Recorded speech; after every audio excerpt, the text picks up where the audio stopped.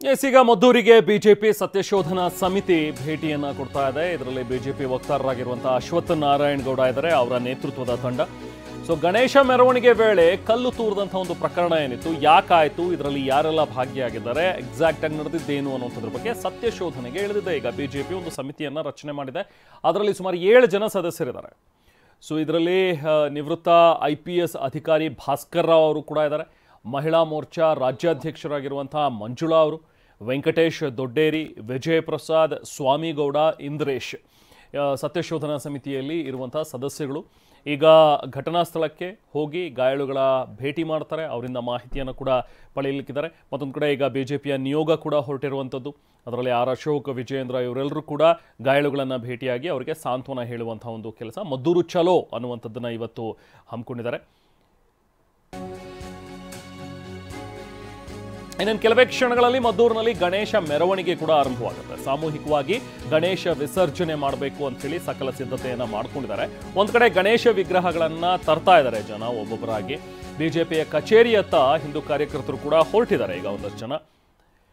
ಒಂದು ಕಡೆ ಬಿಗಿ ಭದ್ರತೆಯನ್ನು ಕೂಡ ಈಗಾಗಲೇ ಹಮ್ಮಿಕೊಳ್ಳಲಾಗಿದೆ. ಯಾಕಂತ ಹೇಳಿದ್ರೆ ಇವತ್ತು ಸಾಲು ಸಾಲು ಕಾರ್ಯಕ್ರಮಗಳಿವೆ. ಒಂದು ಕಡೆ ಬಿಜೆಪಿ ಸಮಿತಿ ಭೇಟಿ ಕೊಡ್ತಾ ಇರುವಂಥದ್ದು, ಬಿಜೆಪಿಯ ನಿಯೋಗ ಒಂದು ಕಡೆ ಭೇಟಿ ಕೊಡ್ತಾ ಇದೆ, ಬಿಜೆಪಿಯ ಸತ್ಯಶೋಧನಾ ಸಮಿತಿ ಒಂದು ಕಡೆ ಭೇಟಿ ಕೊಡ್ತಾ ಇದೆ. ಇನ್ನೊಂದು ಕಡೆ ಗಣೇಶನ ಮೆರವಣಿಗೆ ನಡೀತಾ ಇರುವಂಥದ್ದು.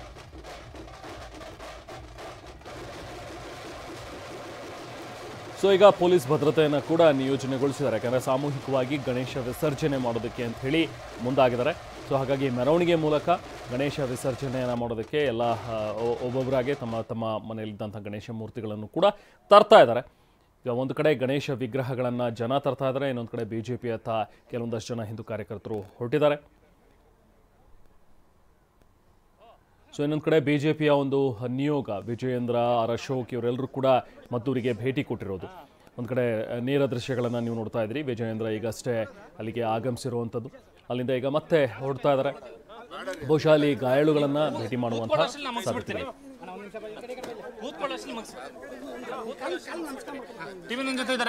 ಬಿಜೆಪಿ ರಾಜ್ಯಾಧ್ಯಕ್ಷ BY ವಿಜೇಂದ್ರ, ಇವತ್ತಿನ ನಿಮ್ಮ ಮದ್ದೂರು ಚಲೋ ಏನೇನು ಮಾಡ್ತಾ ಇದ್ದಾರೆ ನೀವು?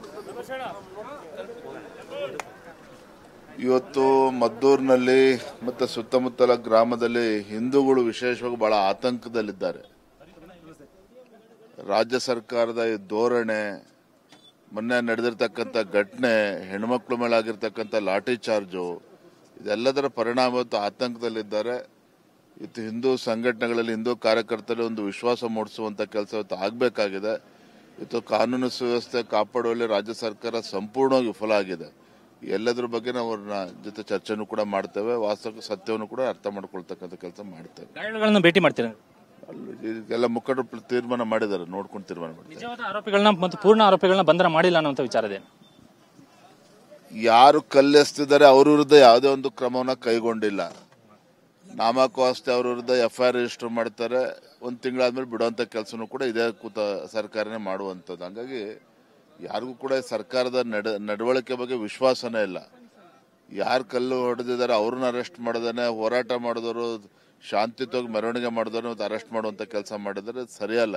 ಇದನ್ನ ನಾವು ಖಂಡಿಸ್ತೇವೆ. ಅದನ್ನ ಥ್ಯಾಂಕ್ ಯು. ನಿಮ್ಗೇನು ಕೆಲಸ ಇಲ್ಲ ಅನ್ನೋ ಕಾರಣಕ್ಕೆ ಬಂದಿದ್ದೀರಿ ಅನ್ನೋ DCM ಅವರ ಮಾತಿದೆ. ಇದಿಷ್ಟು ಬಿಜೆಪಿ ರಾಜ್ಯಾಧ್ಯಕ್ಷ BY ವಿಜೇಂದ್ರ ಅವರ ಮಾತುಗಳು. ಕ್ಯಾಮರಾಮನ್ ಮಂಜುನಾಥ್ ಜೊತೆ ಕಿರಣ್ ಹನೇಡ್ಕ, TV9 ಮಂಡ್ಯ. ಈಗಷ್ಟೇ ವಿಜಯೇಂದ್ರ ಅಲ್ಲಿಗೆ ಬಂದಿರುವಂಥದ್ದು ನಮ್ಮ ಪ್ರತಿನಿಧಿ ಕಿರಣ್ ಜೊತೆಗೆ ಎಕ್ಸ್ಕ್ಲೂಸಿವ್ ಆಗಿ ಮಾತಾಡ್ತಾ ಇದ್ರು. ಅಂದರೆ ತಾವು ಬಂದಿರುವಂತಹ ಉದ್ದೇಶ, ನಾವಿಲ್ಲಿ ಹೋರಾಟವನ್ನು ಮುಂದಿನ ದಿನಗಳಲ್ಲಿ ರೂಪಿಸ್ತೀವಿ ಅನ್ನುವಂಥ ಒಂದು ಮುನ್ಸೂಚನೆಯನ್ನು ಕೊಟ್ಟಿರುವಂಥದ್ದು. ಆರ್ ಅಶೋಕ್ ಕೂಡ ಮಾತನಾಡ್ತಾ ಹೇಳ್ತಾ ಇದ್ರು. ನಾವೆಲ್ಲರೂ ಕೂಡ ಎಲ್ಲ ಹಬ್ಬಗಳಲ್ಲೂ ಕೂಡ ಭಾಗಿಯಾಗೇ ಆಗ್ತೀವಿ. ಇಲ್ಲಿಗೆ ನಾವು ಇಲ್ಲಿನ ಜನರ ಜೊತೆಗೆ ಬಿಜೆಪಿ ಯಾವಾಗಲೂ ಕೂಡ ಇರುತ್ತೆ ಅನ್ನುವಂಥ ಒಂದು ಮಾತುಗಳನ್ನು ಕೂಡ ಈ ಸಂದರ್ಭದಲ್ಲಿ ವ್ಯಕ್ತಪಡಿಸಿದ್ದಾರೆ.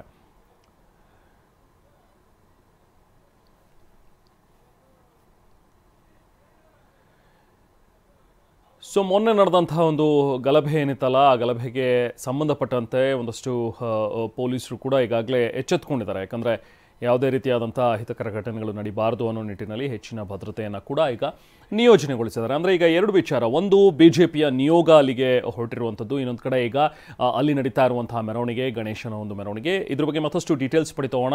ನಮ್ಮ ಇಬ್ಬರು ಪ್ರತಿನಿಧಿಗಳು ಜಾಯ್ನ್ ಆಗಿದ್ದಾರೆ ಮದ್ದೂರಿನಿಂದ.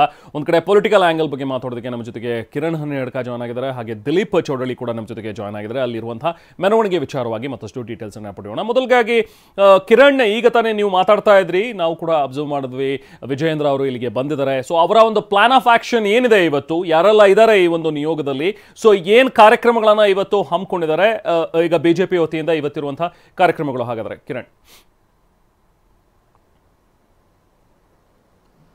ರೆಹಮಾನ್, ಬಿಜೆಪಿ ನಾಯಕರುಗಳು, ಬಿಜೆಪಿ ರಾಜ್ಯಾಧ್ಯಕ್ಷ ಬಿ.ವೈ. ವಿಜೇಂದ್ರ, ವಿಧಾನಸಭೆ ವಿಪಕ್ಷ ನಾಯಕ ಆರ್ ಅಶೋಕ್ ಮತ್ತು ವಿಧಾನ ಪರಿಷತ್ನ ವಿಪಕ್ಷ ನಾಯಕ ಚಲವಾದಿ ನಾರಾಯಣಸ್ವಾಮಿ ಮತ್ತು ವಿಧಾನ ಪರಿಷತ್ ಸದಸ್ಯ ಸಿ.ಟಿ. ರವಿ, 4 ಜನ ಪ್ರಮುಖ ನಾಯಕರುಗಳು ಈಗಾಗಲೇ ಮದ್ದೂರಿಗೆ ಭೇಟಿಯನ್ನ ಕೊಟ್ಟಿದ್ದಾರೆ.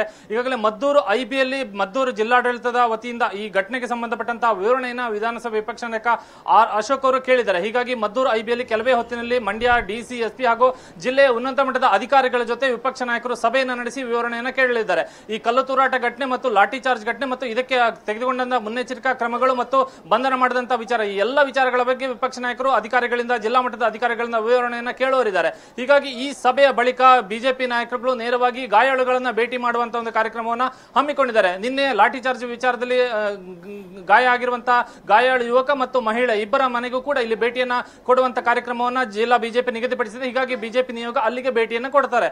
ನಂತರ ಮಂಡ್ಯ ಜಿಲ್ಲಾ ಬಿಜೆಪಿ ಕಚೇರಿ ಬಳಿ ಇರುವಂತಹ ಕಾಶಿ ವಿಶ್ವನಾಥ ದೇವಾಲಯದಲ್ಲಿ ಪೂಜೆಯನ್ನು ಸಲ್ಲಿಸಲಿರುವಂತಹ ಬಿಜೆಪಿ ನಾಯಕರು ಅಂತ ಸಾಮೂಹಿಕ ಗಣೇಶ ವಿಸರ್ಜನಾ ಮೆರವಣಿಗೆಯಲ್ಲಿ ಪಾಲ್ಗೊಳ್ತಾರೆ.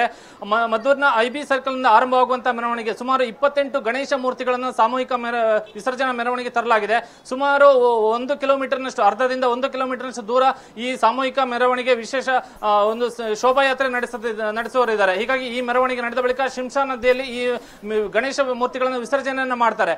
ಈ ನಂತರ ಈ ಮೆರವಣಿಗೆ ಸಾಗಿದ ಬಳಿಕ ಅಲ್ಲಿ ಒಂದಷ್ಟು ಹೊತ್ತು ಸಾಮೂಹಿಕ ಒಂದು ಸಾರ್ವಜನಿಕ ಭಾಷಣವನ್ನು ಕೂಡ ಬಿಜೆಪಿ ನಾಯಕರು ಮಾಡ್ತಾರೆ. ಅಂದ್ರೆ ಈ ಘಟನೆಗೆ ಸಂಬಂಧಪಟ್ಟಂತೆ ಒಂದು ರೀತಿಯಾದಂತಹ ಪ್ರತಿಭಟನಾ ಸಭೆಯ ರೂಪದಲ್ಲಿ ಈ ಒಂದು ಸಭೆಯನ್ನ ಬಿಜೆಪಿ ನಾಯಕರು ನಡೆಸುವರಿದ್ದಾರೆ. ಹೀಗಾಗಿ ಇವತ್ತಿನ ಕಾರ್ಯಕ್ರಮ ಇರುವಂತದ್ದು ಗಾಯಾಳುಗಳ ಭೇಟಿ ಮತ್ತು ಜಿಲ್ಲಾ ಮಟ್ಟದ ಅಧಿಕಾರಿಗಳ ಜೊತೆ ವಿಪಕ್ಷ ನಾಯಕರ ಸಭೆ ಮತ್ತು ಸಾಮೂಹಿಕ ಗಣೇಶ ಮೂರ್ತಿಗಳ ವಿಸರ್ಜನಾ ಮೆರವಣಿಗೆ ಮತ್ತು ಪ್ರತಿಭಟನಾ ಸಭೆ, ಈ 4 ಕಾರ್ಯಕ್ರಮಗಳ ಬಿಜೆಪಿ ನಾಯಕರು ಮಧ್ಯಾಹ್ನದವರೆಗೂ ನಡೆಸುವರಿದ್ದಾರೆ. ಹೀಗಾಗಿ ಬಿಜೆಪಿ ನಾಯಕರು ಬೆಂಗಳೂರಿನಿಂದ ಬಂದಿರುವಂತಹ ಎಲ್ಲಾ ನಾಯಕರುಗಳು ಈಗಾಗಲೇ ಮದ್ದೂರು ತಲುಪಿದ್ದಾರೆ.